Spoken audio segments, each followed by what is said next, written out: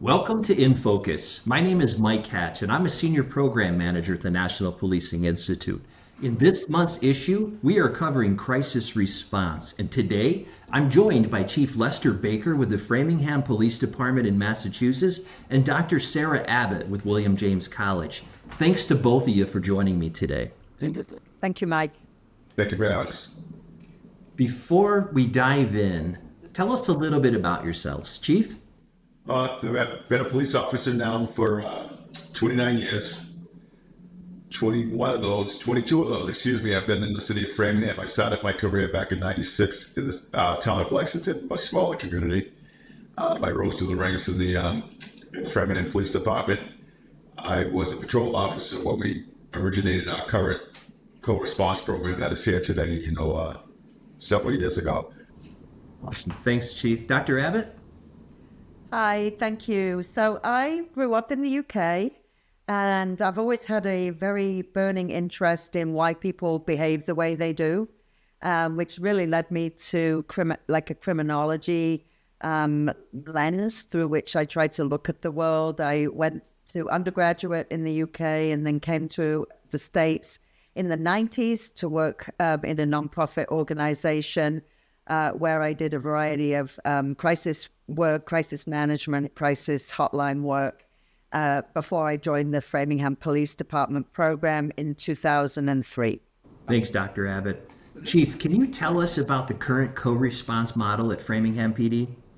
So we have a true co-response model, as I like to refer to it. Our clinicians are completely embedded in our department. They go on all of our service calls if they happen to be out with an officer at that time. We don't just do a follow-up model. They're responding to calls all day long. We have a supervisor role. We have a day shift clinician, an evening shift clinician, and we actually hire clinicians for weekend coverage. My goal before I retire is to have our clinicians staffed here 24/7. I feel it's that important. Somebody in a mental health crisis does not stop because the shift ends at midnight. So that's one more goal I would like to see, is that we do have a clinician on board 24/7. It's the best way I can describe our model. It's our culture, from the chief to the most junior patrol officer. Everybody expects a clinician. It's just our day-to-day business involves clinicians, and it's so much more than just going to mental health calls. They run the gamut of many of the social service issues that we have, quality of life issues. They're side by side with us on these calls. And it's, like I said, doing this for over 20 years now, I've seen how it's come to fruition to what it is, and it basically just continues to grow. And I would imagine embedding it into your culture like that makes buy-in not as difficult. Yes, I have patrol.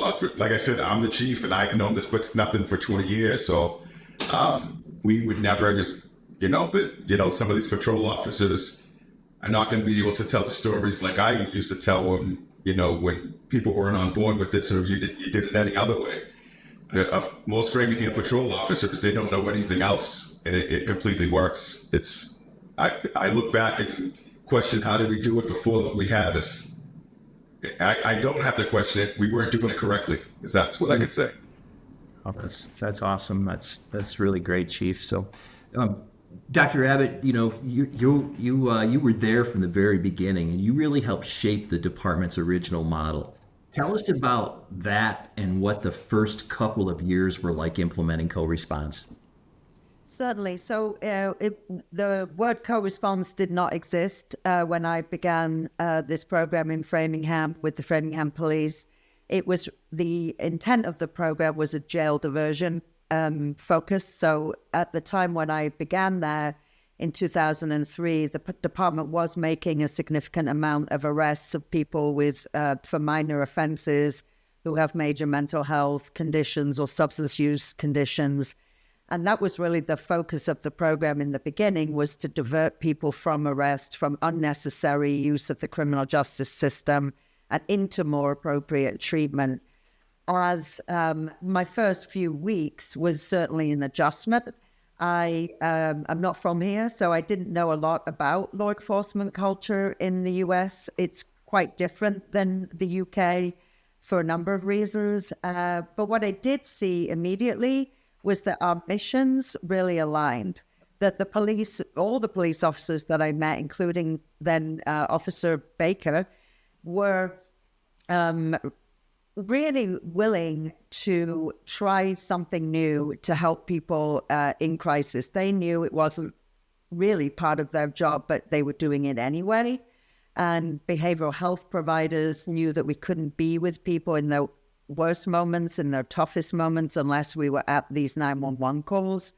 And so I definitely used the combined mission in the beginning as a jumping off point for integrating into the department. One of the most important pieces for me in the beginning was to assure the officers that they hadn't done anything wrong, that they hadn't got this program because of a bad outcome or a consent decree.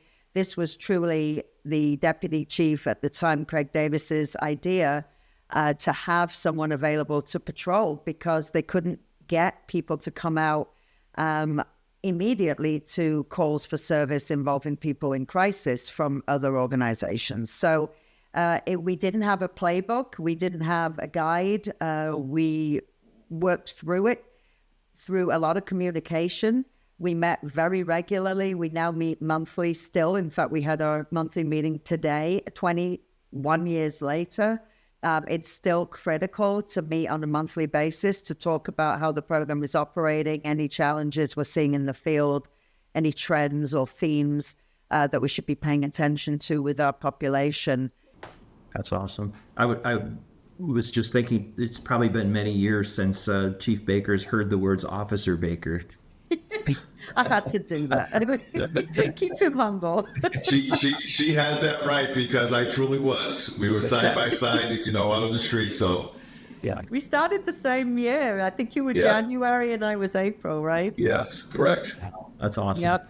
And despite you mentioned the cultural differences between American law enforcement and law enforcement in United K, but the mission is the same: is to help people. That's right.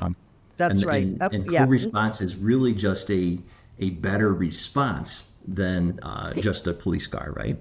Absolutely. And in the beginning, one of the guiding, kind of principles that Deputy Chief Davis had when he created this was that, we go to car accidents and we stabilize the situation and then we call for a tow truck, who are the people that can really help with this. Or we go into a medical and we stabilize until the medics get on scene. It's that same attitude of this higher level of care coming to the scene with a specialty that is unique to those needs. When I started, the academy training was very minimal in responding to people with a mental health condition. Obviously, this was 21 years ago. It's vastly improved now, but I still believe that the training and the kind of reinforcement of that training through a co-responder program is invaluable. They learn so much from having us in the cruiser with them for multiple hours at a time. They can see how we introduce ourselves to people, what words we use to help de-escalate people, and the types of approach that we have, so that when we're not there, if it's 3 a.m. and there's no clinician working, that they have an enhanced set of skills through osmosis just from being with us for all these years and learning these languages, learning diagnostic terms, and also the resources, where do people go? Where does Sarah send people? Where does, our clinician send people instead of the hospital? Because one of the other things we've really honed in on is preventing people from unnecessarily going to the emergency department with a behavioral health crisis that can often be resolved at home without having to go anywhere. So over time, it's evolved into a dual function. We do definitely divert people from arrest if that's appropriate. We also much more strongly at this point divert people from unnecessary emergency room visits, especially coming out of the COVID pandemic era, when the emergency rooms were completely overwhelmed with very sick people. and beds were slim, and there are people lined up in the hallways with mental health issues that could be resolved outside of the hospital. So over time, it was really quite an evolution to start thinking about it outside of just diverting from arrest. And that has expanded exponentially now, where, as the chief said, we're on all the calls that the officer goes to. And there's very rarely an occasion where we can't be useful, even on a car accident or a suspicious person or an elderly person who's hearing noises in her basement. Those kinds of situations can better be resolved when you've got a dual team showing up who has expertise in both areas. And I would imagine, because you've been doing this for so many years, it's safe to call this an evidence-based practice. I'd love to call this an evidence-based practice, and it is in my mind. I think the research is still lacking in order to really gain the SAMHSA gold standard of being a listed evidence-based practice. But I've seen it work. I think for me, the evidence is in its successful replication. So I've personally replicated this program about 30 times across the Commonwealth. Both the chief and I work with Angada Síochána in Ireland to replicate the Framingham Police co-response model there. We were in DC this summer training the Met Police. So, I think it's evidence-based when you start to see the same outcomes in different settings. So to that, I think it's perfectly appropriate to say that this does work outside of Framingham, outside of Massachusetts, and now outside of the country. Okay, awesome. Thank you for that. One of the main goals with InFocus is to offer valuable resources to our audiences. A lot of times these resources are lessons learned. Can each of you tell us some obstacles or lessons you learned during the creation, management, and execution of this particular crisis response model? Yeah, I can speak to that, especially where I run the full gamut of being the patrol officer to now being on the management side.